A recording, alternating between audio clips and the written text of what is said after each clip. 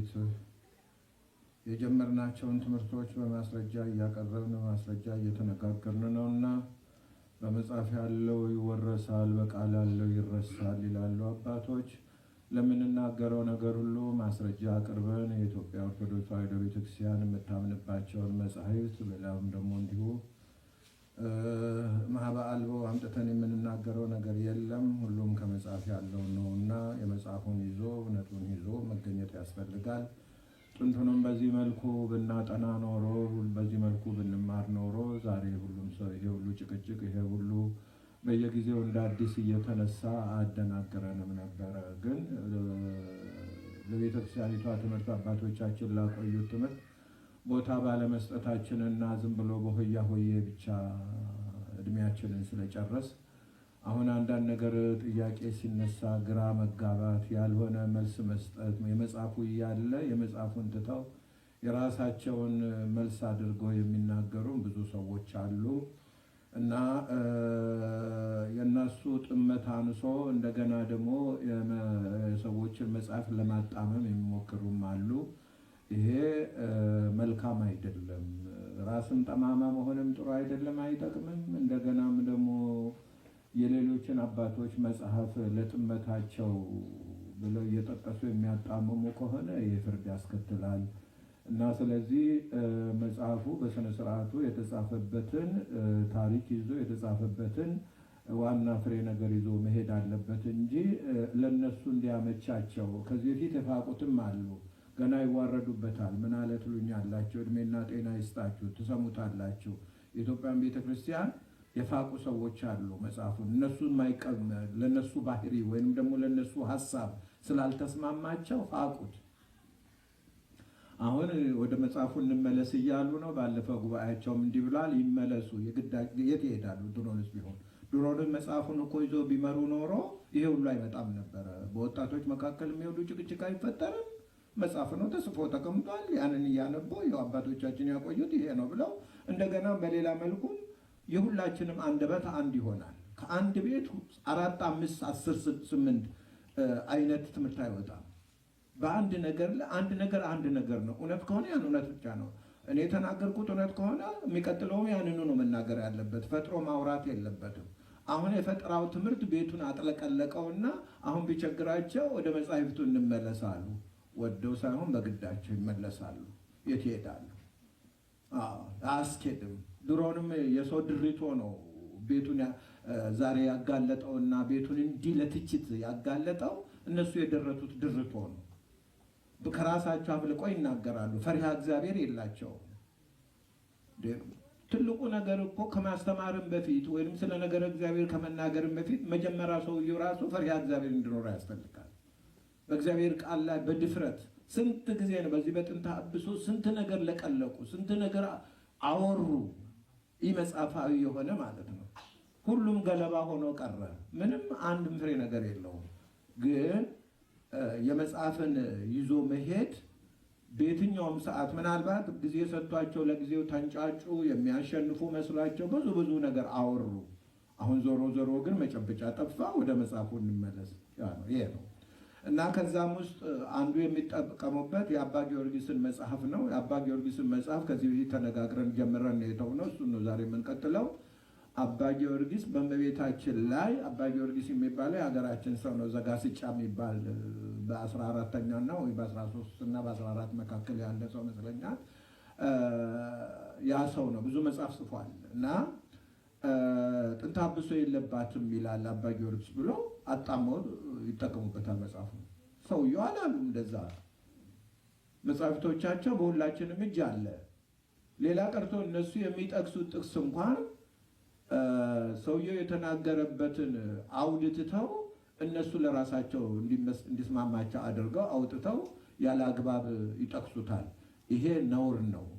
ዛሬ ማንም ሰው ያነባል። እኔ ላንብብልህ፣ እኔ ልተርጉምልህ የሚባልበት ዘመን ላይ አይደለም ያለ ነው። ዛሬ በማንኛውም ቋንቋ ማንም ሰው ያነባል፣ ማንም ሰው ሊረዳ ይችላል እና በስመ ሊቅነት ወይንም ደግሞ አወቅን በማለት ማጭበርበር አይገባም። በሌላ መልኩም ደግሞ ይሄ እውነት ነው። ክርስቲያን መጀመሪያ የእውነት ሰው መሆን መቻል አለበት። እውነተኛ ሳይሆን ዛሬ የሚናገሩት ሌላ፣ ነገ የሚናገሩት ሌላ፣ ተነገ ወዲያ የሚናገሩት ሌላ። ይሄ ነገር ከተጀመረ ለ30 ስንት ዘመን ስንት አይነት ሲናገሩ ቆዩ። ይሄ ሁሉ ድካም አያስፈልግም ነበር ያለውን ብንናገር ማለት ያለውን ብንማር እና ስለዚህ ባለፈው የጠቀስነው አለ። አሁን እነሱ የሚጠቅሱትም አባ ጊዮርጊስ እንዲህ ብሏል፣ ጥንተ አብሶ እመቤታችንን አላገኛትም ብሏል አሉ። ውሸት አላለም፣ ሰውየው አላለም እንደዛ። ከራሱ መጽሐፍ ዛሬ እናወጣ ተዚህም አይተናል፣ ዛሬም እናየዋለን። እነሱ ደግሞ አጣሞ የጠቀሱትንም ጠቅስ ከየት እንዳመጡትም ከነ መጽሐፉ አቅርበን እናያለን። እንዴት እንዳጣመሙም አብረን እናያለን። ይሄ እንግዲህ አንድ አማኝ ነኝ የሚል ሰው እንዲህ አድርጎ ማጣመም ነገር እግዚአብሔርን ካጣመመ ወይንም ደግሞ እውነትን ነገር ካጣመመ እንዴት ነው ያ ሰው የእግዚአብሔር ሰው ነው ወይንም ደግሞ አማኝ ነው መባል የሚችለው? ምን ሌሎቹስ ያላመኑት እስከዚህ ውጭ ምን ያደርጋሉ? እውነተኛውን ነገር ማጣመም ለማንም አይጠቅምም። በሌላ መልኩም ደግሞ በቃ እነሱ ብቻ ናቸው እመቤታችንን የሚወዷት፣ ሌላው ሰው አይወዳትም ማለት ነው። አሁን በእመቤታችን ላይ ጥንተ አብሶ ነበር ማለት ጥላቻንም ማያሳይም ፍቅርንም ማያሳይም ያለውን እውነት ብቻ መናገር ነው። ከሁሉም በላይ ደግሞ ባለቤቱ እሱ አይደል እንዲወደዳት፣ እሱ አይደለም እናቱ ያደረጋት፣ ከእርሱ በላይ እንውደዳት ማለትስ ያስኬዳል?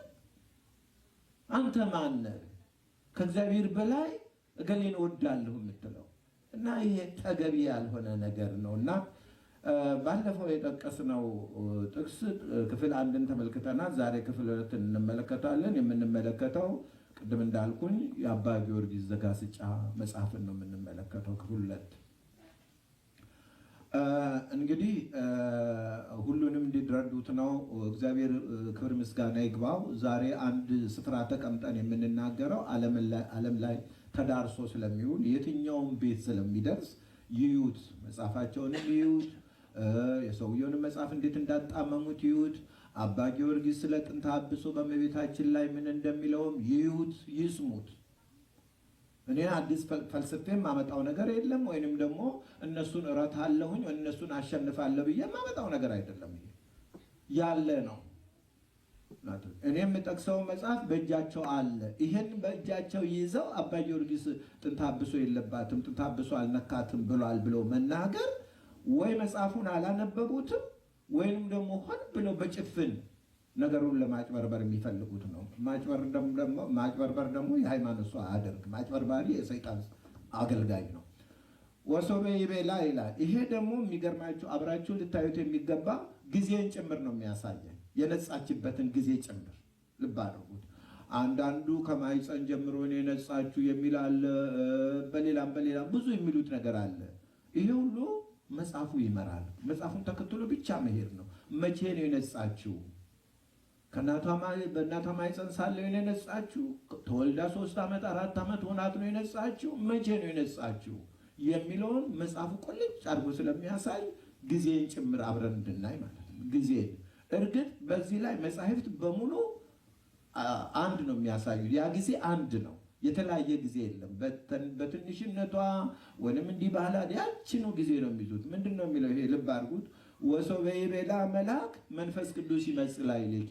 ይሄ እንግዲህ የአባ ጊዮርጊስ ትምህርት ነው። ይሄ ወሶበ ይቤላ መልአክ መንፈስ ቅዱስ ይመጽእ ላዕሌኪ ተቀደሰት። ራሱ ዝም ብላችሁ ብታዩት ተቀደሰት ካለ የሴጣን ቀስ ነውና ተቀደሰች እኮ ነው የሚለው። ምን ባለበት አማርኛውን አብረን ስለምናመጣ ይሄም ብዙ የራቀ አይደለም። እንዲሁ ስታዩት ወሶበ ይቤላ መልአክ መንፈስ ቅዱስ ይመጽእ ላዕሌኪ ተቀደሰት በርደተ መንፈስ ቅዱስ፣ መንፈስ ቅዱስ በመውረድ ማለት ነው። ለከዊነ እም አምላክ ወሶበ ደገመ ብሂሎታ ኃይለ ልዑል ይጼልለኪ አጽንዓት ለፀዊረ ወልድ ዋሂድ በኃይለ አብሁ ሰማያዊ። ይህን ልብ ብላችሁ ስታዩት የአባቶች ንግግር በሙሉ አንድ ነው የሚሆነው። ዛሬ የተነሱት ናቸው። ቃላቸው አንዱን ይላል፣ አንዱን ያወራል፣ ሌላውን ያወራል። እዚህ ግን ቀደም ብለው የተነሱት አባቶች ቃላቸው አንድ ነው። አብረን እንመለከታለን። አማርኛው ይሄ ነው፣ ተመልከቱት ሁላችሁም። መልአኩ መንፈስ ቅዱስ በአንቺ ላይ ይመጣል ባላት ጊዜ ባርኩት። ጊዜውን ነው የሚነግረን። መቼ ነው የነጻችው? መቼ ነው ክትንጣብሶ የነጻችው የሚለውን ሲያሳይ የትም አትሄድም። መጽሐፉ ነግሮሃል። መልአኩ መንፈስ ቅዱስ በአንቺ ላይ ይመጣል ባላት ጊዜ። ይሄን መቼ ነው? ሁላችሁ የምታውቁት መቼ ነው እንዲህ አላት? ባበሰራት ጊዜ ነው። ጌታን በጸንሳለች ባላት ሰዓት ነው። ጊዜውንም ጭምር ነው የነገረን። ስለዚህ አንዳንድ ጊዜ ለማታለል ማረጉት ነገር የለም። ይኸው መጽሐፉ ግልጽ በተቀመጠ መልአኩ መንፈስ ቅዱስ በአንቺ ላይ ይመጣል ባላት ጊዜ የአምላክ እናት ለመሆን ከዛ ጊዜ ለዚህ አዘጋጃት ናት። መንፈስ ቅዱስ ወረደና አዘጋጃት ለመሆን በመንፈስ ቅዱስ ምን ሆነች? ተቀደሰች። ይኸው ነው እንግዲህ ይሄ ከተጻፈ እንግዲህ ከአባ ጊዮርጊስ ከ14ኛው ዓመት ጀምራችሁ ብታዩት አሁን 2000 ከምናምን ነው ያለን አይደል? ስንት መቶ ዘመን ያስቆጠረ መጽሐፍ የት ነው ያለው? በኢትዮጵያ ኦርቶዶክስ ተዋሕዶ ቤተክርስቲያን። ይሄን ተሸክመው ሰውን ግራ ያጋባሉ። ምን አለ ይሄን የተጻፈውን ይሄን አባት ደግሞ በሌላ መልኩ ምን ይላሉ? ዳግማዊ ቄርሎስ ይሁን ዳግም ቀዳማዊም ብለው ግድ የለም ስለዚህ አንጣላም። ዳግማዊ ቄርሎስ ብለህ ሰውየውን እያከበርክ የሰውየውን መጽሐፍ ለማፍረስና ሰውየው ያላለውን ብሏል ብለህ የምትጠቀም ከሆነ ትክክል አይደለም። ዳግማዊ ቄርሎስ ካለ መጀመሪያ ዳግማዊ ቄርሎስ ያልክበትንም ነጥብ ልትይዞ ይገባል። እንግዲህ ቄርሎስ በዓለም አቀፍ የታወቀ ሰው ነው እንደምታውቁትና ያን ጊዜ ቄርሎስ የታወቀበት ትልቁ የኤፌሶን ጉባኤ መራሱ ነው። ወላዲተ አምላክ አይደለችም ብሎ ንስጥሮስ በተነሳበት ጊዜ ንስጥሮስን የረታው እሱ ስለሆነ አሁን ከዛ ጋር አነጻጽረው እነሱ ደግሞ ዳግማዊ ቄርሎስ አሉት። መጽሐፉን እንኳን አነቡለትም ባልኩት መጽሐፉን አያዩለትም። እሱን ዳግማዊ ቄርሎስ ብለው እነሱ የሚያወሩት ሌላ ነገር ነው። ዳግማዊ ቄርሎስ ነው ብለህ ካመንክበት፣ ትክክለኛ ቤተክርስቲያን አባት ነው ብለህ ካመንክበት መጽሐፉን አንብብለት፣ ትምህርቱን ተማርለት። እሱ ያስተላለፈውን ትምህርት ተቀብለህ አስተላልፍ። በጉራ ብቻ ዳግማዊ ቄርሎስ ይሄንን ሳትቀበል ነው ዳግማዊ ቄርሎስ የምትለው አባ ጊዮርጊስን። መልአኩ መንፈስ ቅዱስ አንቺ ላይ ይመጣል ባላት ጊዜ የአምላክ እናት ለመሆን በመንፈስ ቅዱስ ተቀደሰች። ይሄ ነው በቃ ያለው። ጊዜውንም ነገረ። የአምላክ እናት እንዴት እንደሆነች መንፈስ ቅዱስ መጣና ቀደሳት፣ አዘጋጃት። የአምላክ እናት ሆነች ማለት ነው። ደግሞም አለ የልዑል ኃይል ይጋርድሻል ባላት ጊዜ። እንዲህ ነው መጽሐፍ። መንፈስ ቅዱስ በላይ ላይ ይመጣል፣ ኃይለ ልዑል ይጋርድሻል ብሎ አይደለ ነገራት። ያንኑ ይዞ ነው ሰው የሚሄዱትና ደግሞ የልዑል ኃይል ይጋርድሻል ባላት ጊዜ አንድ ወልድን በሰማያዊ አባቱ ኃይል ለመሸከም ጸናች። ሰማይና ምድር በሌላ መልኩ ብዙ ሐሰት ይናገራሉ፣ ብዙ ስህተት ይናገራሉ። ቻለችው፣ እንዲህ አለችው፣ ንጽህናዋ ነው፣ ቅድስናዋ ነው ያስቻላት ይላል ነው። እግዚአብሔር ነው ያስቻላት። እርሷ አምላክን የምትችልበት አቅም የላትም። ማንም ፍጡር አምላክን ለመሸከም አቅም የለውም። መጽሐፍ ጭምር ነው የጻፉት። መጽሐፍ ላይ ነው ያገኘሁት። ንጽህናዋ ቅድስናዋ ነው አምላክን እንድትችል ያደረጋት ብለው የጻፉ ማለት ነው። ይሄን ነውር ነው። ፍጡር ፈጣሪን መሸከም አይችልም። ስላልቻለ ኃይለ ልዑል ለመሸከም አጸናት። ኃይለ ልዑል ሌሎችም በቤተክርስቲያን አባቶች እንዲህ ነው የተጻፈው። ሁላችሁም ልብ ልትሉት ይገባል። መንፈስ ቅዱስ ለአንጽሖ ወልድ ለለቤሰ ሥጋ መንፈስ ቅዱስ ማንደቆይ አብ ለአጽንኦ አጽንኦ ማለት አጸናት የሚለው ማለት ነው። ይሄ ከጥንት ጀምሮ የመጣ ነው ይባሉት። ይሄንን በቤተክርስቲያን መጽሐፍ በብዛት እናገኛለን። አብ አጸናት። ለምን ቢባል ሰማይና ምድር የማይችለውን ጌታ እንድትችለው እንጂ ድንግል ስለሆነች ንጽሕት ስለሆነች ቻለችው። ይሄ ጉድ በቃ ተቆጣጠረችው አይነት ነገር እኮ ነው። ከእግዚአብሔር ኃይል በላይ ሆና ያን ለመሸከም ቻል። እንደዚህ አይነት አካሄድ የለም። ባለቤቱ እሱ በወደደ በፈቀደ መሰረት ያቺ ብላቴና እንድትሸከመው አጸናት። ይኸው እኔ አይደለሁም ልብ አድርግ። ወልድን አለ ምን ብሎ ነው የጀመረው? ደግሞ የልዑል ኃይል ይጋርድሻል። ባላት ጊዜ መልአኩ እንደሱ ነው ያለው። መንፈስ ቅዱስ በላይሽ ይመጣል ካለ በኋላ የልዑል ኃይል ይጋርድሻል አላት ማለት ነው። ያ ማለት እንግዲህ ይጋርድሻልን ምን ብለው ተረጎመው የቤተክርስቲያን አባቶች? አባ ጊዮርጊስ ምን ብለው ተረጎመ? ልብ አድርጉት። የኃይለ ልዑል ይጋርድሻል ባላት ጊዜ አንድ ወልድ ማለት ለእርሷም አንድ ነው፣ ለአብም አንድ ነው፣ አንድ ወልድ ነውና አንድ ወልድን በሰማያዊ አባቱ፣ በምድር አባት የለውምና ወልድ በሰማያዊ አባቱ ኃይል፣ ልብ አድርጉ፣ በዚህ ኃይል ለመሸከም አጸናት። ማነው ያጸናት? ኃይለ ልዑል እንጂ በእርሷነታ አይደለም። እንዲህ ከሆን እኮ ይሄ ነገር አካሄድ እኮ ፍጡርን ከፈጣሪ በላይ እያወጣን መጣን። ይሄ ማክበርም አይደለም፣ ክህደት ነው። ፈጣሪን ደካማ ማድረግ ነው። ያለ ፈጣሪ እንኳንስ ፈጣሪን መሸከም አይደለም ሌላውንም ነገር ማድረግ አንችልም። ጌታም በወንጌል ያስተማረው ይሄ ነው። ወዘእንበሌ እትክሉ ገቢረ ወኢምንተኒ፣ ያለኔ ምንም መስራት አትችሉም ነው ያላቸው። እውነት ነው።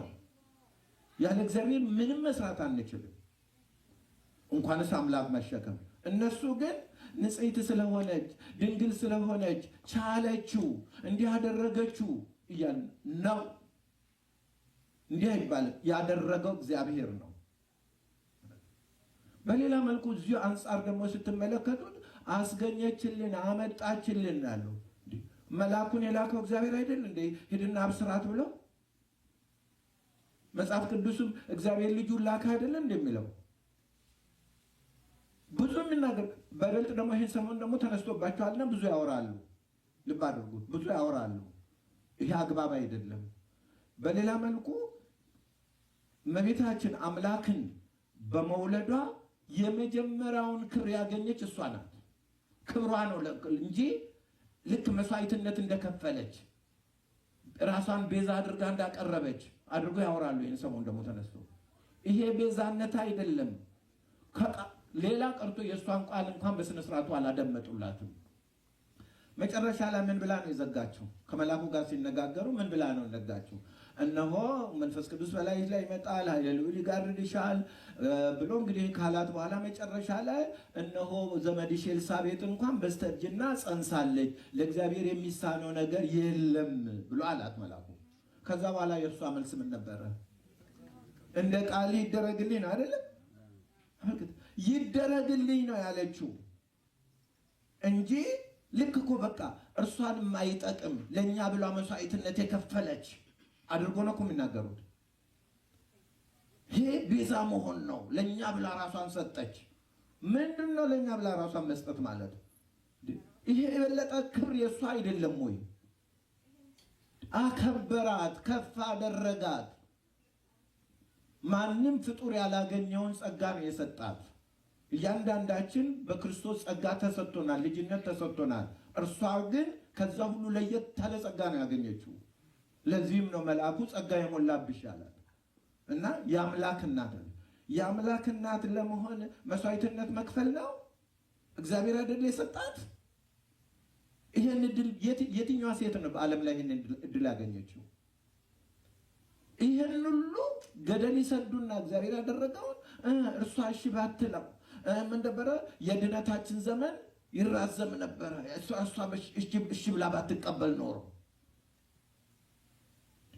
እናቴ ላድርግሽ ብሎ መልእክቱን ልኮ መልአኩ ሲመጣ አይሆንም ያንተ እናት አልሆንም ማለት ነበረባት። እስቲ ተመልከቱ ምን አይነት ጭንቅላት እንደሆነ። እኔ እንዴት ለዚህ በቃለሁ ነው የሷ። እንዴት ለዚህ በቃለሁ እኔ እንጂ የመስዋዕትነት መክፈል በቃ ለኛ ብላ ራሷን አሳልፋ ሰጠች። ወዴት? ይሄ አግባብነት የሌለው ነው። በሌላ መልኩ ደግሞ አንድ ሰው ለእግዚአብሔር ቢታዘዝ መስዋዕትነት ከፈለ ነው ወይስ ታዘዘ ነው የሚባለው? እስቲ ይሁት ራሳችሁ። መልአኩ እኮ መጥቶ ልመና አይደለም እኮ ያቀረበላት። ምንድን ነው ያላት? ትእዛዝ እኮ ነው ያስተላልፍ። ትጸንሻለሽ ነው አይደል? በቃ ትጸንሳለሽ። ይሄ ነው። እርሷም ደግሞ ከዛ በፊት ተደርጎ ስለማይታወቅ ይሄ እንዴት ሊሆን ይችላል? ወንድ ሳላቅ እንዴት ነው የሚሆነው? ይሄ ነገር እውነቷን ነው፣ ትክክል ነው። ከዛ ፊት አልተደረገም፣ አልተሰማም። በዓለም ላይ ከዛም በፊትም አልተደረገም፣ ከዛም በኋላም አልተደረገም፣ እስከ መቼውም አይደረግም። አንድ ጊዜ ብቻ የተደረገ ነገር ነው። ትክክል ነው። ጥያቄው እንዴት ሊሆን ይችላል? ይሄ አለች። አመጣውና እሱ እንግዲህ ተልኮ እንደመጣ ነውና መንፈስ ቅዱስ በላይሽ ላይ ይመጣላል። መንፈስ ቅዱስ ለሚሰራው ስራ ሰዎች እዛ መሃል ገብቶ እንዴት ሊሆን ይችላል ሊሉ አይችሉም። መንፈስ ቅዱስ ነው የሚሰራው ስራውን አላት። በቃ አለቀ። እንደገና ኃይለ ልዑል በቃ በአጠቃላይ ሶስቱም አካላት እርሷ ዘንድ መኖራቸውን ግልጽ አድርጎ አሳያት። አሁንም መጽሐፍ ቅዱስን ያን ክፍል ብንመለከት ሶስቱም አካላት በዛ ንግግር ውስጥ እናገኛቸዋለን። ከዚህም ተነጋግረናል። ሶስቱንም አካላት ማንና ማንን? አብ፣ ወልድ፣ መንፈስ ቅዱስን መልአኩና እመቤታችን በተነጋገሩት አውድ ውስጥ እዛን ጥቅስ ብናመጣ ሶስቱንም አካላት እናገኛለን ማለት ነው። እንዲህ ብሎ ነገራት። እንደገና ደግሞ ሰውኛ ልብ አድርጉ፣ ሰውኛ ተጨማሪ እንዲሆናት ኤልሳቤጥ በስተእርጅና ጸንሳለች አለ። እንግዲህ በሰው ለእግዚአብሔር ምንም የሚሳነው ነገር የለም። እንኳንስ ማርጀት አይደለም ከመቃብር ማስነሳት የሚችል ምንም የሚሳነው ነገር የለም። ተነግሯል። ምንም የሚሳነው እንደ ሰውኛ ግን ያቺ ባልቴት ትወልዳለች ተብላ ትጠበቅም። ይኸውልሽ ባለቤቱ ምናልባት ዮሐንስን ወደኋላ ያዘገየው ለዚሁ ሊሆን ይችላል። እነ ዘካርያስ ልጅ ስጠን ብለው መለመናቸው መቼም ቀደም ብለው ነው የለመኑት። ጸሎት ቅድመ እግዚአብሔር ደርሶብሃል ብሎ እኮ ነው ያለው መልአኩ ቅዱስ ገብርኤል ለዘካርያስ። ጸሎት ቅድመ እግዚአብሔር ደርሷል አለ። እንግዲህ ልጅ ስጠኝ ብሎ ለምነዋል ማለት ነው። እና ደርሷል፣ እነሆ ሚስት ኤልሳቤጥ ወንድ ልጅ ትወልድልሃለች ብላ አለ። አሁን እዚሁ ስትንመለከት ጸሎት ቅድመ እግዚአብሔር ደርሷል ሲባል እንግዲህ መቼም በዛን ሰዓት ጸለየ ማለት አንችልም። ምክንያቱም በዛን ሰዓት ጸለየ እንዳንል እኔም አርጅቻለሁ ብሏል። እሱ ማለት እኔም አርጅቻለሁ ሚስቴም አርጅታለች እንዴት ሊሆን ይችላል ነው ዘካርያስ አይደል? ግን መቼ ጸለየው ነው ጸሎቱ? ቅድመ እግዚአብሔር ደርሶልሃል ያለው መልአኩ ቀደም ብሎ በወጣትነታቸው ጊዜ ልጅ እንዲሰጣቸው ለምነው ነበር ማለት ነው። ይሄን ልመና ደግሞ እግዚአብሔር አዘገየው። አያችሁት? አዘገየው። እግዚአብሔር የራሱ ጊዜ ስላየው አዘገየውና ምን አደረገ? የእሱ መጸነሻ ወይም እሱ በሚጸነስበት ዘመን ሲደርስ 6 ወር አስቀድሞ ያ የነ ኤልሳቤጥና የነ ዘካርያስ ጥያቄ እንዲመለስ አደረገ። ያ ማለት ምን ማለት ነው? መልአኩን ወደ ዘካርያስ ላከና ጸሎት ቅድመ እግዚአብሔር ደርሷል፣ ሚስት ኤልሳቤጥ ትጸንሳለች ማለት ትጸንሳለች፣ ወንድ ልጅ ትወልዳለች ብሎ ነገራት ማለት ነው። አሁን ይሄ በአንድ በኩል ልዩ ተአምር ነው። በሌላ በኩልም ደግሞ እግዚአብሔር ምንድነው አንድ አባባል አለ። እግዚአብሔር ያለ ምስክርነት ራሱን አይቶም ያድግ ርዕሶ ዘንድ በለሰማይት እዚህ በሐዋርያት ሥራ ምዕራፍ 17 ላይ ነው ቅዱስ ጳውሎስ ነው ነገሩን የተናገረውና እግዚአብሔር ዓለምን ፈጥሮ ያለ ምስክር ራሱን አልተውም። ለሱ የሚመሰክሩ ብዙ ነገሮች አሉ። እኛ ባናውቅ ነው እንጂ እሱ ያለ ምስክር ለመኖሩ ምስክር አለው። እኛ ስላልተገነዘብ እውነት ነው። እግዚአብሔር ስለ ሕልውና ስለመኖሩ ብዙ ነገሮች ይመሰክራሉ። እኛ ግን እነዚህ ነገሮች ሁሉ የእግዚአብሔር ምስክሮች ናቸው ብለን ስለማንገነዘባቸው ነው። እና አሁን ምን ለማለት ፈልጌ ነው? አሁንም ዮሐንስን አምጥቶ እሱ በሚጸነስበት ዘመን ላይ ስንት ዘመን የተጠየቀውን ጥያቄ አቆይቶ አሁን በዛ ሰዓት አደረገው ማለት ነው። አሁን ይሄ መልአኩ የሚነግራትን ብስራት ለመቀበል እንዲረዳት አደረገው ማለት ነው። ያ ማለት ምን ማለት ነው? የኤልሳቤጥ በስተርጅና መጽነስ እመቤታችን የመልአኩን ቃል እንድትቀበል የሚረዳ ሆነ ማለት ነው። ምክንያቱም ለዚህ ነው እኮ እሱ የሚያመጣው እነሆ ኤልሳቤጥ በስተርጅናዋ ጸንሳለች 6 ወር ሆኖታል ብሎ ተናገረ ማለት ነው። አሁን እንግዲህ ይሄም ደግሞ ልዩ ነገር ነው። ልዩ አይምሮን የሚስብ ነገር ነው። መጀመሪያ የነገራትም በአይምሮ አለ። እንደገና ይሄን ሲጨምርላት ደግሞ በዚህም ላይ ደግሞ በሶስተኛ በምን ዘጋው? እስመ አልቦ ነገር ዘይሳነው ለእግዚአብሔር የሚሳነው ነገር የለም። ኤልሳቤጥ በስተርጅና ትውለድ ካለ እግዚአብሔር ይችላል። በስተርጅና ወንድ ልጅ ጸንሳለች። ድንግል ያለ ወንድ ትውለድ ካለ እግዚአብሔር ይሆናል። አንቺም ደግሞ ያለ ባል ትጸንሻለሽ ይሄንን ነው የሚያካትተው። ለእግዚአብሔር የሚሳነው ነገር የለም። ላድርግ ያለውን ሁሉ ያደርጋል። ድንግል በድንግልና ጸንታ በድንግልና ጸንሳ በድንግልና እንድትወልድ ማድረግ እግዚአብሔር ይችላል። ያረጀች ያፈጀች አሮጊት ዘመናው ካለፈም በኋላ ደግሞ እግዚአብሔር ትውለድ ካለ ይችላል ብሎ እስመ አልቦ ነገር ዘይሳነው ለእግዚአብሔር ብሎ ሰጣለ። ከዛም በኋላ እሷም ወዴትም አልሄደችም። ምንድነው ያለችው? ልብ አድርጉት፣ ይሄን ቃል ያዙት። እንደ ቃልህ ይደረግልኝ ይሁንላችሁን አለች። እንደ ሰዎቹ አባባል እኮ ቢሆን እሺ ስለነሱ ብዬ አደርገዋለሁ ይሁን እሺ እንዳልክ አለችው። ይደረግልኝ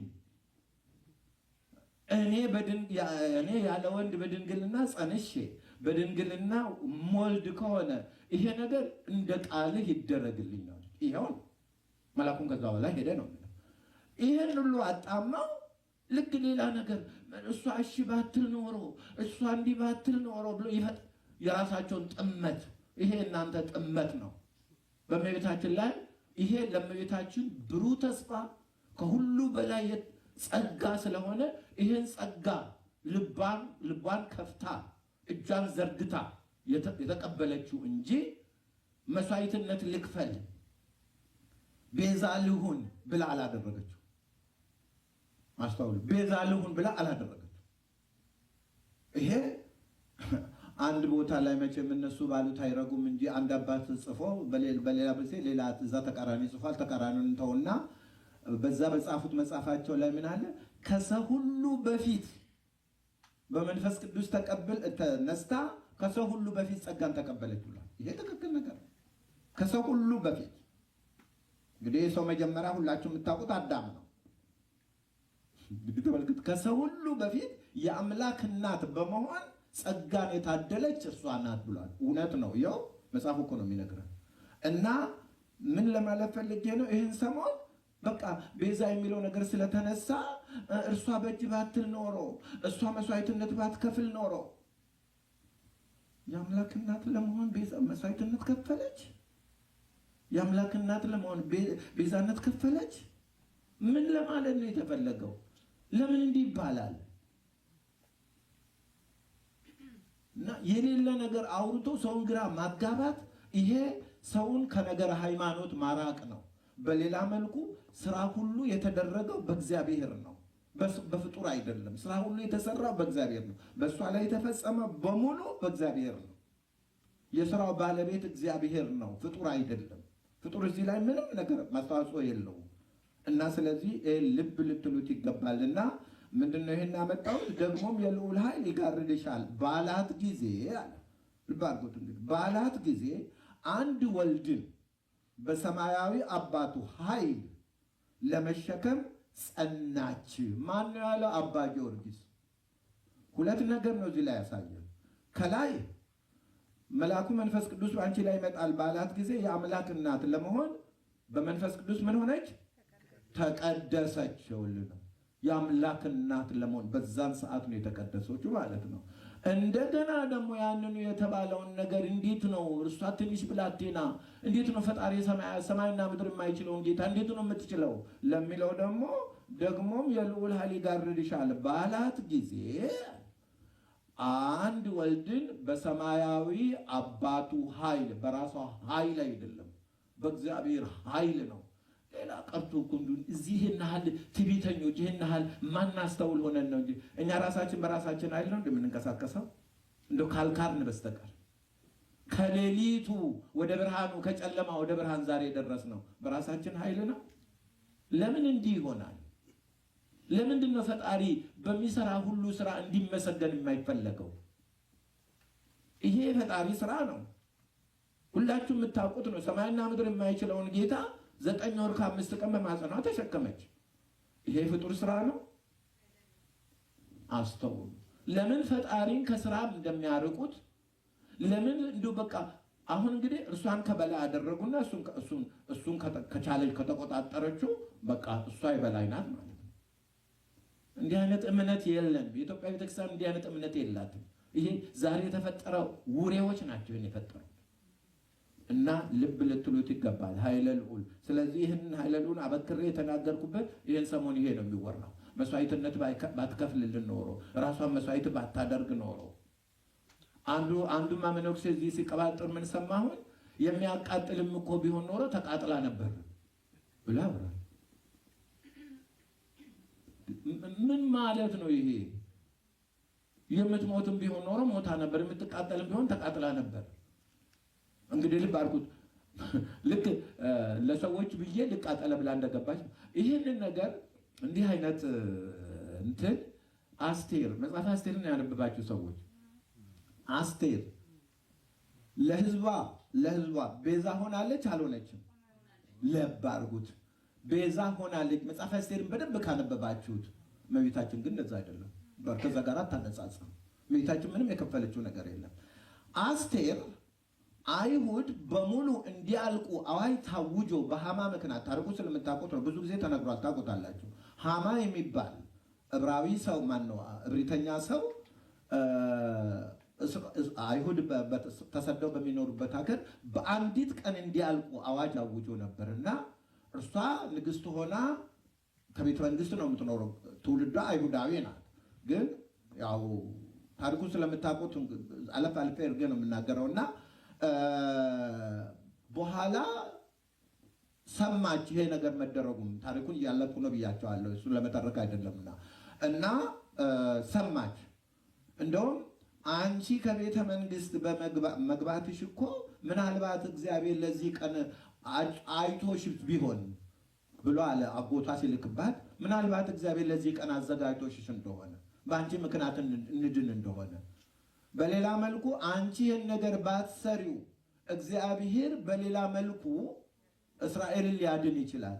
አንቺ ግን ከዘመዶችሽ ተለይተሽ ትጠፋለሽ። ይሄን ነገር የምታደርጊውን አድርጊ ብሎ ላከባት ማለት ነው። አሁን ስታስበው ከንጉሱ ዘንድ ለመግባት ከ30 ቀን በፊት ማንም ሰው እንዳይገባ አዋጅ ታውጇል። በዛን ዘመን የነበሩት ነገስታት ከአጋንንት የተቆራኙ ናቸው መሰለኝ። ሰው ዝም ብሎ ከገባ ወደ ንጉሱ ከገባ የሚወጋ ሰይጣን አለበት ይሞታል።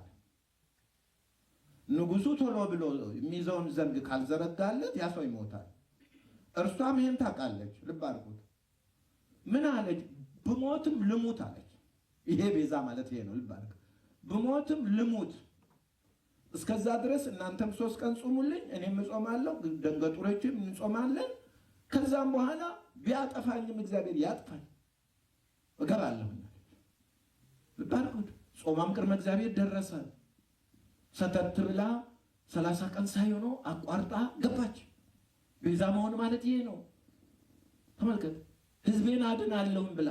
ምክንያቱም ህዝቡ የሚድነው ከንጉሱ ጋር ተነጋግራ ንጉሱ በሚያወጣ አዋጅ ነው ህዝቡ መዳን የሚችለው። አለበለዚያ ህዝቡ ማለቁ ነው። እና ሰተት ብላ ገባች። ፈቃደ እግዚአብሔር አይደል? ጾሙ ቅድመ እግዚአብሔር ደርሶ ያል እንዳትሞት ብሎ ዘንጉን ዘረጋላት። ይሄ ነው ቤዛ ማለት። ነገሩ ስለምታውቁት ዝም ላብቃለሁ። ግን ያንን ህብረተሰብ ከሞት አዳነች። ያንን ጾም ይጾማሉ ይባላሉ። ዛሬ እነሱ አይሁድ ይጾማሉ ይባላል። አስጀመረችውን ጾም ማለት ነው። ቤዛ ማለት እንዲህ ነው። ተመልከት። ልሙት ብላ ነው የገባችው። እንደምትሞት ታውቃለች። ግን ኃያሉ እግዚአብሔር ሃይማኖት ደግሞ እንዲህ ነው። በመከራ ዘመን ነው የሚገለጠው። መከራ ሲደርስብህ አምናለሁ የምትለውን ጌታ ታነጋግረዋለህ በጽኑ ልብ። እንዲህ ካነጋገረችው በኋላ ለህዝቤ ልሞት፣ እንግዲህ ከሞትኩም እኔ ብቻዬን ቀርቼ ህዝቡ ሞቶ ወገኔ አልቆ እኔ ብቻዬን ብኖር ምን ዋጋ አለ ብላ ሰተት ብላ ገባች። እግዚአብሔር ቀደመላት። ሰውየው እንግዲህ እዛ መተቱም ይሁን ምን እንደሆነ ባላቅም እና እንዳትሞት ዘንጉን ዘረጋላት። በዘንጉ ምክንያት ሞት ተረፈች። እርሷም አልሞተችም፣ ወገኖቿንም አተረፈች። እዚህ ቤዛ አይልም ይሄ። ተመልከቱ። ሞትን እኮ ነው የተጋፈጠችው። አሁን ታዲያ ቤታችን እንደዚህ ነው ያደረገችው። ይሄ ነው እግዚአብሔር አክብሮ እናቴ ላድርግሽ ነው፣ እናት ልትሆኝኝ ነው ብሎ እኮ ነው ወደ እርሷ የመጣው። እንዲህ አይነት አጣሞ ማውራት ተገቢ አይደለም። ለማንኛውም ይሄ ይገኛል። መጽሐፉን ተመልከቱት። መጽሐፈ ምስጢር ገጽ 68 ቁጥር 71 ይሄ ድባቡ የሚገኝበት ማለት ነው። መጽሐፉን ካላችሁ ከእንትን ላይም ከዌብሳይት ላይ ማግኘት ትችላላችሁ። ዛሬ ምንም ችግር የለም። ቤታችሁ ድረስ ነው የሚመጣውና ልብ አድርጉት። ይሄ በመጽሐፍ ያለው ነው የምንነጋገረው። እንዲህ ብዬ በምናገርበት ጊዜ ልክ ለእመቤታችን ጥላቻ እንዳለኝ በቃ እመቤታችን እንደማልወዳት አድርጎ ይቀበጣጥራል ብዙ ነገር። አባ ጊዮርጊስ ይጠላታል። እኔስ ቢሆን የአምላክን እናት ምን ብዬ ነው የምጠላው? ለምን? ምን አደረገችኝ? ብዙ ነገር ያወራሉ። እውነት መናገር በሰዎቹ ዘንድ ክደት ሊመስል ይችላል። በሰዎቹ ዘንድ ጥላቻ ሊመስል ይችላል። እውነት መናገር ያስወድዳል እንጂ ያስጠላል። አሁን እነሱ ዞሮ ሀገር ሁሉ ሲያተራምሱ ለ30 ስንት ዘመን ሲያተራምሱ ቆይቶ አሁን ወደዚህ ሊመለሱ አይደል? ወደ መጽሐፍት እንመለስ ብለዋል። ወዲህ ነው የሚመለሱ። የት ይሄዳሉ? እንዲህ ያዋርዳል። ከመጽሐፍ ርቆ የራስን መቀባጠር ጥቅም የለውም። የሚቀጥለው ይህንን ባለፈውን ብለናልና ልብ አድርጉት ሁላችሁም። ለብሰ ሥጋ ዘይማስን ወለውቱ ሥጋ ዘይማስን ረሰዮ ዘይማስን። አሁን ይህንን ደግሞ ብፁዕ አቡነ እንድርያስ የሚባሉት አባት ሲናገሩ ሰምታችሁ እንደሆነ ያንን የተፈረደበትን ያንን እንዲህ የሆነውን የጎሰቆለውን ባህሪያችንን ከፍ አደረገዋለሁ። በአንድ በኩል ቴት አገኘ ያንን የጎሰቆለውን ሥጋ እንዲህ ብለው ሲናገሩ ነበር። በአንድ በኩል የተናገሩት ብዙ ስህተት አለ። እሱን አሁን እዚህ አላነሳውም። ልብ አድርጉት። ይሄ ነው አባ ጊዮርጊስ የተናገረውን ተመልከት። ለብሰ ሥጋ ዘይማስን ወለውቱ ሥጋ ዘይማስን ረሰዮ ዘይማስን። በአማርኛ ይዩት። የሚጠፋ ሥጋ ለበሰ። ምን ሆኖ ሥጋ የሚጠፋ ሥጋ የተባለው የትኛው ሥጋ ነው? የአዳም ሥጋ ነው አይደል? እሱን አይደል ያዘችው እሷ? ጥፋት የመጣው በጥንተ አብሶ ነው አይደል? አስተውልልኝ እንግዲህ አባ ጊዮርጊስ እንዲህ ብሎ የሚጠፋ ሥጋ ለበሰ አለ። መጀመሪያ ሰው እንዲጠፋ ተደርጎ አልተፈጠረም። ልብ አድርጉት። እግዚአብሔር ሰይገብረ ሞተ ጻፉ የሚለው እግዚአብሔር ሞትን አልፈጠረም። እግዚአብሔር ሰውን ለሞት አልፈጠረም። ሕያው ሆኖ እንዲኖር ነው የፈጠረው። ሞትን ያመጣው ሰው ነው። ከዛም በኋላ ጀምሮ ሰው ጠፊ ሆነ። ያ ፍዳ ስለደረሰበት እግዚአብሔር ትእዛዝ ስላፈረሰ ሰው የሚጠፋ ሆነ። የሚጠፋ ሥጋ ለበሰ ካለ የአዳም ሥጋ አይደለም፣ ጥንተ አብሶ የነበረበት አይደለም ብለህ የምትቀባጠረው ከየት ነው አመጣው? በምን ምክንያት ነው ሥጋ የሚጠፋ የሆነው? በጥንተ አብሶ በአዳም በደል ምክንያት እና ያንኑ ነው የለበሰው። ለዚህም ነው ጥንተ አብሶ ከእመቤታችን ላይ እንድትነጻ ያደረገው ወደ ክርስቶስ እንዳይሻገር ነው። ስለዚህ የሚጠፋ ሥጋ ለበሰ። ያንንም የሚጠፋ ሥጋ ምን አደረገው? የማይጠፋ አደረገው። ይህም በስርዓቱ እንየው። አንደኛ እርሱ የለበሰው ሥጋ የማይጠፋ ብቻ ሳይሆን አምላክ ነው የሆነው። የቱን አምላክ ሆነ? የሚጠፋ ሥጋ። የሚጠፋ ሥጋ የማይጠፋ ሆነ ማለት ዘላለማዊ አምላክ ሆነ። የምንሰግድለት የምናመልከው ሰማይና ምድር የሚገዙለት መላእክት የሚያመልኩት ሆነ ማለት ነው። የማይጠፋ አደረገው ሲባል በሱ ላይ ስናይ፣ እንደገና ደግሞ በእኛ ላይ ካየነው ደግሞ ሞት ነግሶብን አልነበረ? ሞት እንድል አደረገና ከትንሣኤ በኋላ የእኛም ሥጋ የማይጠፋ ነው። እንዲህ አደረገ። ስለዚህ እሱ በለበሰው ሥጋና በእኛ ሥጋ መካከል ያለውን ልዩነት ልብ በሉት። በሌላ መልኩ ቅዱስ ጳውሎስ ይህንን የኛን ጎስቋላ ሥጋ የራሱን ሥጋ ያስመስለዋል ብሏል። በትንሣኤ ዘጉባኤ ማለት ነው። እሱ መስለን ነው የምንነሳው ማለት ነው። መምሰል ማለት ምንድን ማለት ነው? እንደሱ አምላክ እንሆናለን ማለት ሳይሆን አይበላም፣ አይጠጣም፣ አይደክምም፣ አይሞትም። ከትንሣኤ በኋላ እኛም እንዲህ ነው የምንሆነው። ለዚህ ነው የሚጠፋ ሥጋ ለበሰ የማይጠፋ ሥጋ አደረገው የሚለውን አባባል በሁለት ነው የምትወስዱት። በሱ ላይ ስትወስዱት የባህሪ አምላክ አደረገ፣ ዓለም የሚሰግድለት አደረገው። አምላክ ሆኖ በዘባነ ኪሩብ ተቀመጠ ነው በሱ ላይ። ወደኛ ካመጣ ነው ደግሞ በእኛ ላይ ሰልጥኖ የነበረውን ሞት አጠፋልንና በትንሣኤ ዘጉባኤ ተነስተን እንደ መላእክት ሆነን እንኖራለን ማለት ነው። የማንደክም የማንጠፋ።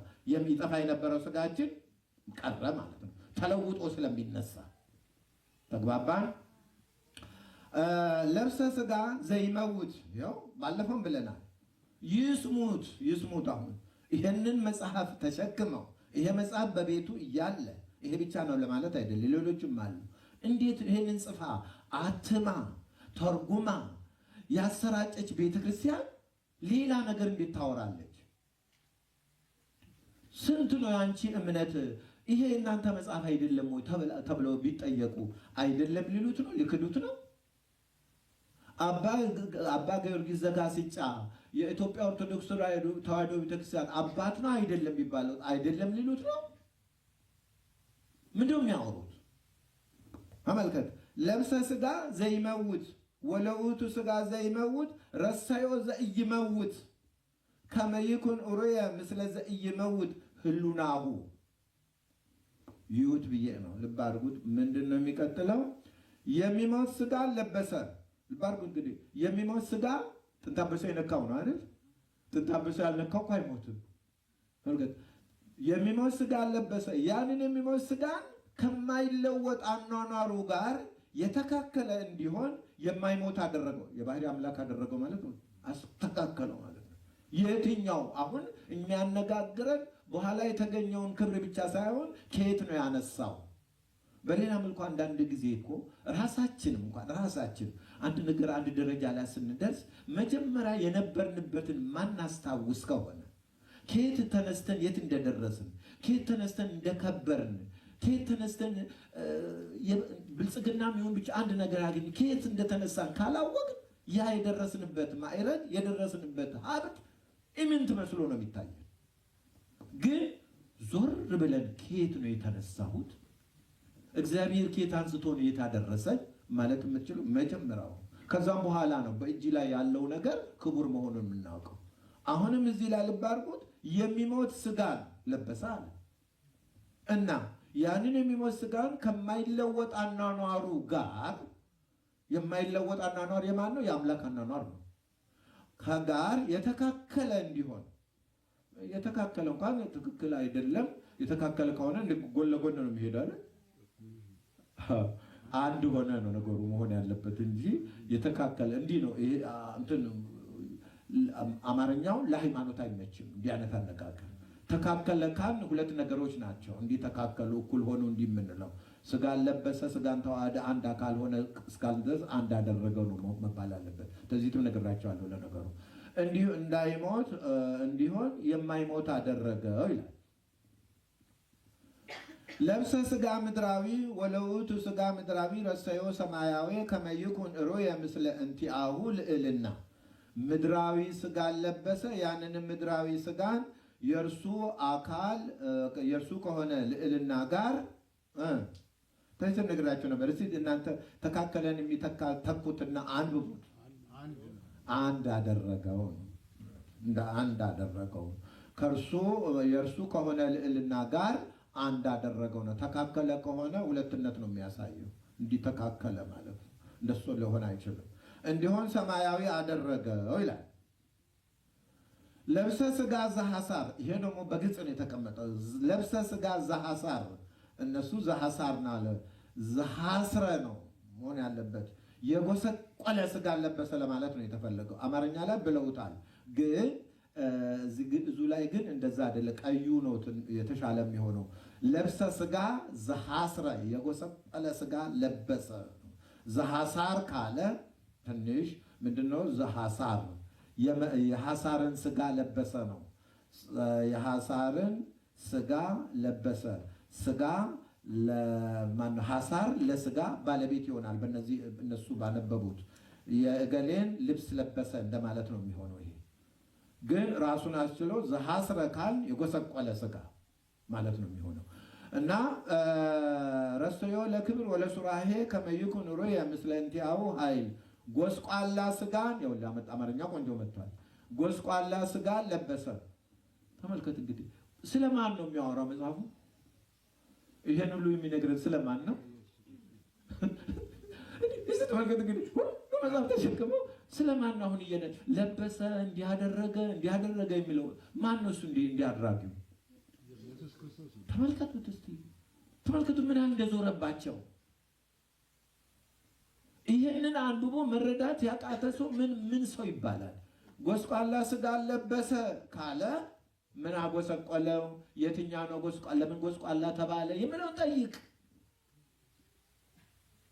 አዎ ጥንቷ ብሶ አልነበረም ብለህ ከምታወራው መጽሐፉን ይዘህ በል እንግዲህ ዳግማዊ ቄርሎስ ጋር ተሟገት ግባና ጎበዝ ከሆንክ ግባና ከዳግማዊ ቄርሎስ ብለሃልና ዳግማዊ ቄርሎስ እንዲህ ነው የሚለው፣ አንተ ደግሞ የዚህ ተቃራኒ ነህ። አንተን እንስማ ወይስ ዳግማዊ ቄርሎስን እንስማ? እንዲህ ነው። ተመልከት፣ ስህተት ማውራት ተገቢ አይደለም። ጎስቋላ ስጋን ለበሰ። ያን ጎስቋላ ስጋን የእርሱ ከሆነ ኃይል ጋር አንድ ይሆን ዘንድ ክብርን ብርሃንን አደለው። አሁን እንግዲህ ተመልከት፣ ያ ምስኪን ሆኖ የነበረው የጸጋ እነ ዮሐንስ አፈወርቅ ሲገልጹት የጸጋ ጌትነትን አጥቶ የነበረው በጸጋ ተሰጥቶት አልነበረም። ሁሉን ግዛ ሁሉን ንዳ ብሎ ተሰጥቶት ያንን ያጣ ዛሬ ግን የባህሪን አገኘ። የጸጋና የባህሪ ልዩነት አላቸው። ይገባችኋል አይደል? የባህሪ ገንዘብ የሚባለው ለእግዚአብሔር ብቻ ነው፣ ከሌላ አልተቀበለም። እሱ በሌላ በመላእክትም በቅዱሳን የሚበሉ በተራ ሰዎችም በሉ ያለው ያ ምንድን ነው የሚባለው? የጸጋ ምን ማለት ነው? ጸጋ ማለት ስጦታ ነው፣ ከሌላ ስለተሰጣቸው ከፈጣሪ ስለተሰጣቸው እንጂ የባህሪያቸው የሆነ የላቸውም። የባህሪ አምላክ የሚባለው እሱ ብቻ ነው። ስለዚህ ሀብቱ ሁሉ የባህሪ ነው እሱ። የተቀረው መልአክም በለው ሰማይትም በለው እሱ ሰጥቶት ነው፣ የጸጋ ነው የሱ ተቀብሎ ነው። ከሌላ ያልተቀበለ አምላክ ብቻ ነው፣ ከሱ በላይ ሌላ ስለሌለ እና ጎስቋላ ስጋ ለበሰ። ያንን ጎስቋላ ስጋ የእርሱ ከሆነ ኃይል ጋር አንድ ይሆን ዘንድ ክብርን ብርሃንን አደለው፣ አምላክነትን ሰጠው። ይሄ እንግዲህ ሁላችሁም እንደምታውቁት ነው። ጥንቱኑ ዲያብሎስ አምላክ ትሆናለህ እንደ እግዚአብሔር ትሆናላችሁ ብላ ላስበላቸው ያን ነገር እግዚአብሔር በፈቀደው ሰዓት በዲያብሎስ ስብከት የማይሆነውን በራሱ አደረገው፣ ሰጠው ማለት ነው። ድሮንም የተሰናከልከው የወደቅከው አምላክ ሆናለሁ ብለህ በአሳሳች ስብከት ተሳስተ ነውና እኔ በፈቀድኩት ሰዓት እኔ በወደድኩት ሰዓት አርጌሃለሁና አምላክ ሆናለሁ። አምላክ አረጉና ቁጭ አረጉ ማለት ነው። ግን እኛ አሁን አምላክ መሆኑ ላይ አምላክ መሆኑ የምናደንቅበት መንገድ አለ። ልብ አልኩት። አሁን ግን የያዝነው ነጥብ እሱን አይደለም የምናደንቀው፣ ምን ነበር በፊት የሚለውን ነው። በፊት ምን ነበር? ያ ስጋ ምን ነበረ? ጎስቋላ ስጋ። ይሄ ነው። አሁን እንዲህ ተብሎ ሲነገር ልክ እመቤታችን እንደመንቀፍ እመቤታችን እንደተነቀፈች አድርጎ ይወስዱልሃል። ይሄ እመቤታችን ሰርታ ያመጣች ስጋ፣ ይሄ ጎስቋላ ስጋ እኮ በእመቤታችን ምክንያት እኮ አይደለም የጎሰቆለው። በማን ምክንያት ነው የጎሰቆለው? በአዳም። ጎስቋላ ስጋ በዓለም ላይ እንዲባዛ ያደረገው የአዳም ነው። የአዳም ልጅ በመሆኗ ያን ይዛ ተገኘች። ያን ይዛ ስትገኝ አምላክ ደግሞ ሰው ለመሆን በፈለገበት ሰዓት እርሷን ለእናትነት በመረጠበት ሰዓት መንፈስ ቅዱስ ላከና ከዛ ነገር አነጻት ነው። ይህንን የቀናውን እምነት ብትቀበል ምን ትሆናለህ? ዓለም የተቀበለውን ነው። ይህንን በየጊዜው እንደ አዲስ አምጥቶ ሰውን ግራ ከማጋባት የተጻፈውን የተተረጎመውን ተቀብለን እንደ አባቶቻችን አምነን ብንኖር ምንድን ነው የሚጎለን? ልብ አድርጉት። እንዲህ ነው። የሚቀጥለውን እንየው። ለብሰ ስጋ ዘይሐምም ወለውቱ ስጋ ዘይሐምም ረሰዮ ዘኢየሐምም አስተዋሃደ በጽምረት ከመ ኢይትበአድ ወአንበሮ በዑቃቤ ከመ ኢይትወሳ። የሚታመም ስጋ ለበሰ። ሕማም በኃጢአት ምክንያት የመጣ ነው አይደል? ልብ አድርጉ። የሚታመም ስጋን ለበሰ ማ እግዚአብሔር ወልድ።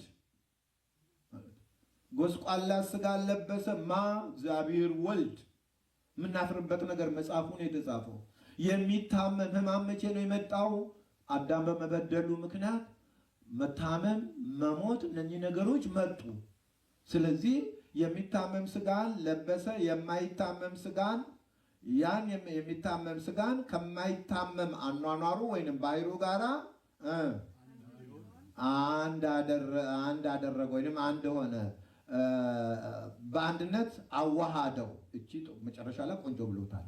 በአንድነት አዋሃደው። የትኛውን? የሚታመመውንና የማይታመመው።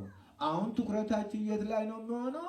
መጀመሪያ ታማሚ ነበረ። ለምንድን ነው ታማሚ የሆነው? በአዳም ኃጢአት። ከዚህ ነው ያነሳ መጽሐፈ ምስጢር ምዕራፍ ገጽ ነው ይሄ ገጽ 204 ቁጥር 18 ልብ በሉ። እዛ ላይም ኮፒ ማድረግ ትችላላችሁ። መጽሐፉንም እዩት። ዝም ብዬ ማህበ አልቦ አምጥቼ የምቀባጥር ሰው አይደለሁም። ይሄ ባለፈው እስከዚህ ድረስ ነበረ የመጣ ነው። ከዚህ በኋላ ዛሬ ምናልባት እችን እናይና እናበቃለን። ምንድን ነው የሚለው ደግሞ ይሄም የሳቸው ነው። አባ ጊዮርጊስ ነው። ይሄ ምን አሉ? እስመ ኃይል አሉ። እስመ ኃይል እይትወለድ ዘእንበለ እመ ኃይል ወበእንተዝ ኃይለ ልዑል ጸለላ ከመያጽንዓ ለከዊነ እመ ወልዱ እስመ ህላዌሆሙ ለፍጡራን እይትቄደስ ዘእንበለ በምጽአተ መንፈስ ቅዱስ ወበእንተዝ መንፈስ ቅዱስ ቀደመ መጽያ ሀቢሃ ከመ ይቀድሳ ለማሂደረ መለኮት። ራሱ ንባቡ አሁን እዚህ ላይ ይገባቻል። ስሜቱ እንደንዱ ስታዩት ለእመ ወልዱ የምትለው ለእመ ወልዱ ማለት ለልጁ እናት ማለት ነው። እመ ወልዱ የምትንባብ ታላላችሁ። ቀይና እንትን አለ ሲነበብ እመ ወልዱ። ወልዱ ዝርዝሩነቱ ለአብ ነው። ልጁን የተባለው አብ ነውና ለልጁ እናት ትሆን ዘንድ የሚል ነው የሚያሳየው። እሺ በአማርኛ ስለምንመጣበት ችግር የለውም። ወሶበትቤ ይኩነኒ ቅድም ብያቸዋለሁ። ወሶበትቤ ይኩነኒ በከመ ትቤለኒ ኮና በከመ አብሰራ ውእተ ጊዜ ወልደ እግዚአብሔር ተሰገወ እምኔሃ። እሺ ተመልከቱት እንግዲህ የመጀመሪያ ንባቡ ላይ እይትወለድ ብሎ ያለው ማለት ነው። ብርቱ ከብርቱ ካልሆነ በቀር አይወለድምና። ለዚህ ነው ብርቱ ከብርቱ አጸናት አይደለም ያለው። እሱ መጥቶ በአጸናት አትችለውም። ብርቱ ከብርቱ ካልሆነ በቀር አይወለድምና ስለዚህም የልጁ እናት አያት የማን ልጅ እናት ናት? የእግዚአብሔር አብ ልጅ እናት ናት። ማ ድንግል ማርያም የልጅ ስለዚህ የልጁ እናት ለመሆን ያጸናት ዘንድ ምክንያቱም እሱ ካላጸናት አትችለውም። ለዚህ ነው ብርቱ ከብርቱ ካልሆነ በቀር አይወለድምና አለ። ያ ብርቱ አንዱ አካል መጥቶ እሷን ካላበረታ ለእርሷ ኃይል ካልሆነ በስተቀር አትችልም። ብርቱ ከብርቱ ካልሆነ በቀር አይወለድምና ስለዚህ የልጁ እናት ለመሆን ያጸናት ዘንድ። ይህን ያስ በራሷ ብርታት አይደለም፣ እንዲህ አድርገው ያወራሉ። ያጸናት ዘንድ የልዑል ኃይል ጋረዳት የፍጡራን አካል ልባርጉት። ያጸናት ዘንድ የልዑል ኃይል ጋረዳት። የልዑል ኃይል ይጸልልሻል አይደለም? ቅድም ብለናል። ይሄ ማለት ነው። ይሄ ጋረዳት አጸናት፣ ይሄ ማለት ነው። የፍጡራን አካል አለ። ልባርጉት እንግዲህ እንትን አባ ጊዮርጊስ ሲናገር የማንም ፍጡር ማለት ነው። የፍጡራን አካል ያለ መንፈስ ቅዱስ መውረድ አይቀደስምና። አሁን ስለ የትኛው ፍጡራን ነው የሚያወራልን? እዚህ ላይ በቃ በዚህ ነጥብ ስለምን ሊነግረን ነው የፈለገው? ልብ አድርጉት። የፍጡራን ብሎ አብዝቶታል። በብዛት ነው የጠራው። የፍጡራን አካል አለ። የማንም ፍጡር አካል እሱ እንደዛ ይናገር እንጂ ዋናው ነጥቡ አሁን የማንን አካል ሊነግረን ነው የተፈለገው? የፍጡራን አካል አለ ያለ መንፈስ ቅዱስ መውረድ አይቀደስምና። ከፍጡራን አንድ የሆነ ፍጡር አለ እዚህ አካባቢ። እሱን ለመቀደስ መንፈስ ቅዱስ ወርዷል ማለት ነው። ያለ መንፈስ ቅዱስ አይቀደስምና ብሏል። አሁን ስለማን ነው የሚነግረን? እንዴት አዲስ ይሆንባቸዋል? ይህን እየተነጋገርን መተን እኔ እኮ ትንሽ አይምሮ እንድታሰሩ ነው እንደዛ ማድረገው እንጂ ነገሩ ግልጽ እኮ ነው። የፍጡራን አካል ያለ መንፈስ ቅዱስ መውረድ አይቀደስምና ብሎ ካለ ከፍጡራን አንዷ እርሷ ናት አይደል? እርሱ ካልወረደ በስተቀር ቅድስና የለም ነው። ስለዚህ ምን ሆነ? ወርዶ ቀደሳት ማለት ነው። ተመልከቱት። እኔ ፈጥሬ ማወራ አይደል? የፍጡራን አካል አለ ምን ያለ መንፈስ ቅዱስ መውረድ አይቀደስምና። እንዲህ ነው አልኩ የተናገረው። እና አይቀደስምና ምን ሆነ? እርሷ የልጁ እናት የእግዚአብሔር አብ ልጅ እናት ትሆን ዘንድ መንፈስ ቅዱስ መጥቶ ቀደሳት። ያው ግልጽ ነው፣ ምንም እንትን ነገር የለም። ተመልከት። ስለዚህ መንፈስ ቅዱስ ለመለኮት ማደሪያነት ያከብራት ይቀድሳት ዘንድ ወደ እርሷ ለመምጣት ምን ሆነ? ቀደመ። ሊያዘጋጃት ማለት ነው። ከምኑ ነው የሚቀድመው? ከጽንሱ። ተግባባ? መጽሐፍም እኮ እንደሱ ነው። መንፈስ ቅዱስ በላይሽ ላይ ይመጣል አይደል ያለው? ይህ እንዴት ይሆናል ስትለው ተመልከት እንግዲህ። ስለዚህ መንፈስ ቅዱስ ለመለኮት ማደሪያነት ማን ነው የመለኮት ማደሪያ የሚሆነው? አሁን እመቤታችን። አስተውሉ። በሌላ መልኩ ጳጳሱ እኮ እርሷን መለኮትን እንደ ተዋህዳት አድርጎ የሚናገሩት ነገር አለ፣ ሰምታችሁት ከሆነ። አሁን ይህን ሰሞን ላይ ይሄን ደግሞ ቁም ነገር አድርገው እየቆረጡ ይለቃሉ። የመንፈስ ቅዱስ ወይንም የእግዚአብሔር ወልድ ወይንም የመለኮት ማደሪያ ነው የሆነችው እንጂ መለኮት እርሷን አልተዋሃደም። ባርኩት። እርሷ ከሰውነቷ አልተለወጠችም፣ ወዴትም አልተለወጠችም። ከዚህም ተናግሬያለሁ። እንኳን እርሷ አይደለችም፣ ከእርሷ ፈጥሮ የተዋሃደው ያ አካል ከሰውነቱ አልተለወጠም፣ ሰውነቱ እንዳለ ነው። ስለዚህ ትልቅ አባት የማይጠበቅ እዛ ጉባኤ ላይ ይሄንን ተናገረ። ጉባኤም ጸጥ አለ። ምን አባታችን እንዴት እንዲህ ይላሉ አላለም። እርስ በርሳቸው በውዳሴ ከንቱ ስለሚከባበሩ ይሄ በአየር ላይ ተለቀቀ በዓለም ላይ እና እናትና ልጅ የበሉትን መለኮት ከውስጣቸው ያቃጥላል። እሷም መለኮት ሆናለች ማለት ነው። እሷንም መለኮት ተዋህዷታል ማለት ነው። ሰምታችሁታል። አልሰማችሁት እንደው ስሙት። አንድ አባት በዛ በትልቅ ጉባኤ ላይ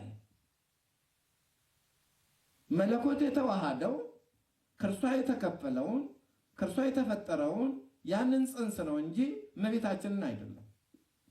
እመቤታችን ያንን ጽንስ ነው የተሸከመችው እንጂ መለኮት አልተዋሃዳትም። መለኮት ከተዋሃዳት ምንድን ነው የምትሆነው? አምላክ። ከዚህ በፊት ሌላው ሊቅ ደግሞ በ1953 ዓመተ ምህረት በጻፉት መጽሐፋቸው ላይ ነፍስና ስጋዋን አንጽቶ ተዋሃዳታል። በጣም እኮ ያሳዝናል። በቃ እነሱ ከተናገሩ ለምንድን ነው እንደምትሉት የሚላቸው የለም። ደግሞ አስተውሉ መሰለኝ። አሁን እንግዲህ 53 ስንት ዘመን ነው? በ1953 ዓመተ ምህረት ኢትዮጵያ በሶስቱ ህግጋት የሚል መጽሐፍ አለ። የመጽሐፉ ባለቤት አለቃ እያለው ናቸው፣ ነፍሳቸውን ይማር። እዛ ላይ ነገሩን ያመጡት ስለ ስግደት ነው እና ወንሰግድ ውስተ መካነ በቆመ እግረ ዚእነ ይላል ብለው ያን ጥቅስ ጠቀሱ። ጥቅሱም ትክክል አይደለም። ጥቅሱ ለመስቀል መስገድን ለእመቤታችን መስገድን የሚያሳይ አይደለም። ጥቅሱ ወንሰግድ ውስተ መካነ በቆመ እግረ ዚእነ ይላል። ጥቅሱ የዳዊት ጥቅስ ነው። ምን ማለት ነው ይሄ? የጌታችን እግር በቆመበት እንሰግዳለን። ቦታ ነው ያደረገው፣ መስገጃ ነው ያደረገው እንጂ ይሰገድለታል አላለም። አሁን እነሱ አስታከው ሄደው እንግዲህ ጌታ በመስቀል ላይ ውሏል አይደል?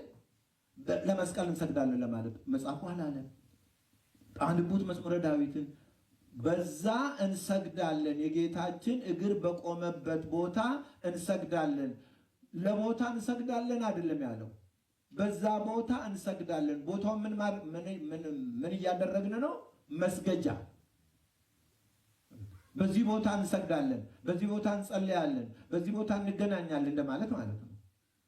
ይህንን አጣመው ይሄ የሚያመለክተን ለእመቤታችንና ለመስቀል መስገድ እንደሚገባናል አይልም እኮ። የትኛውም አይልም በፍጹም። የትኛውም መተርጉማን እንደዛም አልተረጎሙት። ይሄ ለመስቀል ነው አለ። ይሄ አንድ ስህተት።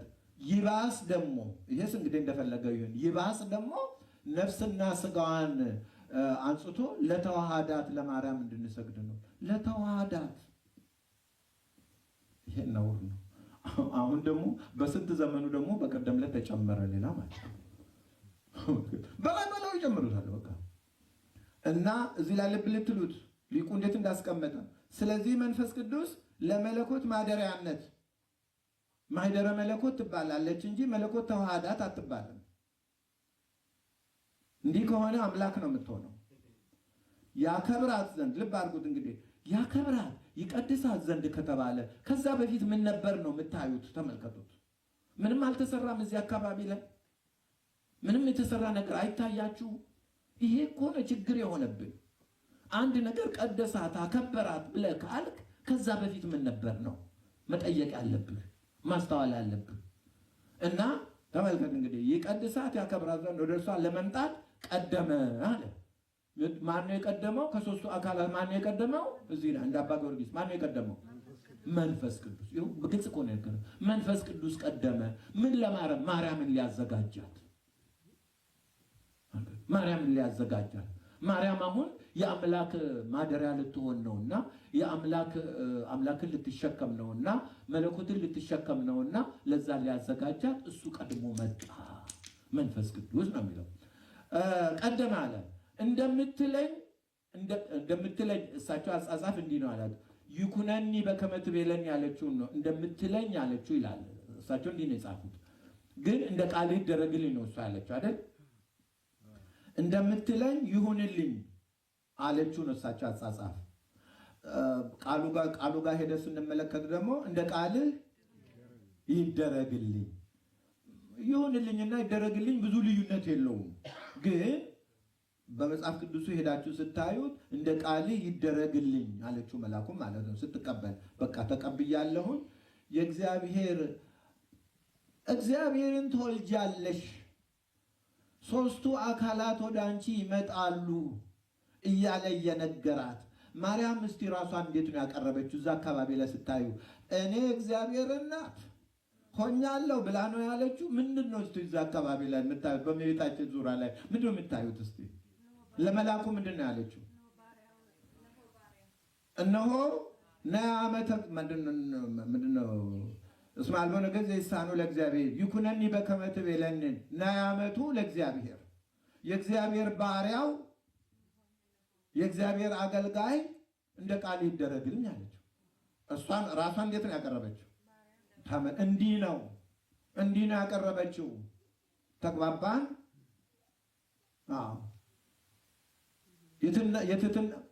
በሌላ መልኩም ደግሞ እግዚአብሔር የሚያድርበት ሰው ትሁት ነው። እግዚአብሔር በትሁታን ያድራል ተብሏልና ትሁት ነው። ከሷ የበለጠ ክብር ያገኘም የለም፣ ከሷ የበለጠም ትሁትም የለም። የእግዚአብሔር ባሪያው እንደ ቃል ይሁንልኝ፣ በቃ እኔ እግዚአብሔር ባሪያ ነኝ እና እንደ ቃል ይደረግልኝ አለችው። እና ስለዚህ ይሁንልኝ ባለችው ጊዜ እንዳበሰራት ሆነላት አለ። ማን ነው እንዲህ ባዩ? አባ ጊዮርጊስ። አሁን አባ ጊዮርጊስ ታሪክ ነው እየተረኩን ያሉ እየነገሩን ያለው። እንደምትለኝ ወይንም እንደ ቃል ይሁንልኝ ባለችው ጊዜ ለመላኩ ማለት ነው። ባለችው ጊዜ ምን ሆነ? እንዳበሰራት ሆነላት።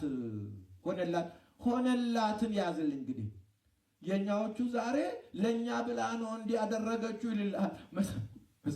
እርሷም ይደረግልኝ ነው ያለችው አይደል? አባ ጊዮርጊስም ደግሞ ምንድን ነው ያለው? ሆነላት። ሆነልን አይደለም፣ ሆነላት። የመጀመሪያዋ ጸጋ ባለቤት እርሷ ስለሆነች ማለት ነው። ጸጋን መጀመሪያ ያገኘችው ማንም ያላገኘውን ጸጋ ሆነላት ብሎ መጽሐፉ እየነገረ እርሷም ይደረግልኝ እያለች እምቢ ብትልስ ኖሮ እንዴት ነው ይህንን ጸጋ እምቢ የምትለው? ይህን መቼም ሰይጣንን እግዚአብሔር አይጠይቀውም እንጂ ሰይጣንስ እምቢ ይላል? ይህን ነገር እንደው ቢጠየቅ የሚል አይመስለኝም። እኔ በእውነት እንዴት ነው ይህን ትልቅ ነገር እምቢ የሚባለው? እሺ ባትል እሷ ይሉልሃል ብድግ እሺ ባትል በስመ አብ ወወልድ ወመንፈስ ቅዱስ የመጣላትን ይህንን ትልቁን ነገር እንዴት ነው እሺ የማትልበት ምክንያት ምንድን ነው? ምክንያቱ እንዲህ እኮ ነው የሚሰብኩት። ይህን ሰሞን ተነስተው እርሷ እሺ ባትል ኖሮ እርሷ እሺ ብላ ባትቀበል ኖሮ ሌላ ዘመን ይጨመር ነበረ፣ ሌላ ሴት ፍለጋ ይሄድ ነበረ እኮ ነው የሚቀባጥሩት። ማን ነው እርሷን ፈጥሮ በዓለም ላይ እንድትኖር ያደረገው? ምንም እኮ እግዚአብሔር በቃ ተራረጉት። እግዚአብሔር በቃ አንድ ሰው እገልዬ እሺ ትለኛለህ፣ ትላከኛለህ፣ ትታዘዘኛለህ ይህን ታደርግልኛለህ የሚል አረጉት እኮ። መጀመሪያውኑ ከእናቷ ቀደስኩ ከእምከ ይላል ኤርምያስን እና ከእናቷ ማህፀን አዘጋጅቶ ተንከባክቦ በዛን ሰዓት ያደረሰው ማን ነው? እሱ አይደል? ባለቤቱ አይደል? ተመልከት። እና ስለዚህ እሷ እምቢ ብትል ኖሮ ሌላ ፍለጋ ሄድ ነበረ። ሌላ ሴት ምን መቀባጠር ነው ይሄ? አዎ እኛ በዘፈቀደ እግዚአብሔር ያለንን ትተን በራሳችን መንገድ እንሄዳለንና እርሷም እንደዛ። በዛውም ደግሞ እኮ እኛም እኮ በራሳችን መንገድ የምንሄደው አንዳንድ ጊዜ የማይመቸን እየመሰለን ነው እንጂ አሁን እንዲህ አይነት የሆነ የጸጋ ነገር ቢመጣ እንኳን ሌላ ቀርቶ አሁን እዚህ ጥሩ ስራ አንዱ ጥሩ ደመወዙ የሚከፈልበት ተገኝቷልና ግባ ብትባለ አይ ነገር እንላለን አይደል? አይ እንደ ጥሩ ዝጋት ተገኝቶ በቃ በጥሩ ደሞዝ የሚገኝበት ክብር ያለበት ቦታ ነው እንድትገባ ብለህ ብትጠየቅ አይ አይስማማኝም ላድርገው እንዴ ነው የምትሉት? እንዴት ነው ምንድነው የሚሆነው? እንደ ስታስቡት እንደ ተራ ነገር እንኳን ማለት ነው እንኳንስ ይሄን እና እንዲህ አይነት ዝባዝንኪ በመጽሐፍም እኮ የጻፉ ሰዎች አሉ። እርሷ እሺ ባትል ኖሮ ሌላ ሴት ፍለጋ ይሄድ ነበር ብሎ ጻፉ በመጽሐፍ። ይሄን ያህል እግዚአብሔር በፕሮግራም የማይሰራ በግብታዊነት ነው እንዴ መጥቶ እናቱን እና ካንቺ ልወለድ ያላት በግብታዊነት መጥቶ ነው እንዴ? ቅድመ ዝግጅት የለውም እግዚአብሔር። እንዲህ አይነት ልብ አድርጉ። ለማንኛውም ይህን ጨርሰናል። እግዚአብሔር እንዳበሰራት ሆነላት። ያን ጊዜም የእግዚአብሔር ልጅ ከእርሷ ሰው ሆነ። ምን ባለች ጊዜ? ይደረግልኝ፣ ይሁንልኝ። እኔን አገልጋዋን አንስቶ እናቱ ሊያደርገኝ ከፈለገ ይሁንልኝ። እንዲህ ነው የሚባለው። የራሳችንን አመፅ ወደ እሷ ወስደን እምቢ ብትል ኖሮ እሺ ባትል ኖሮ ማነው መስዋዕትነት ከፈለች? ምንም አይነት መስዋዕትነት አልከፈለች። ተደረገላት እንጂ ምንም። አምጡት እስቲ የተከፈለችው መስዋዕትነት። እግዚአብሔር እሷ እኔ ገረድ ነኝ እኔ አንተ አገልጋይ ነኝ ብላ እዛ ዝቅ ታርገ፣ እሱ ደግሞ እናቴ ነሽ አላት። ተግባባን? እናት አድርግሻለሁኝ አላት።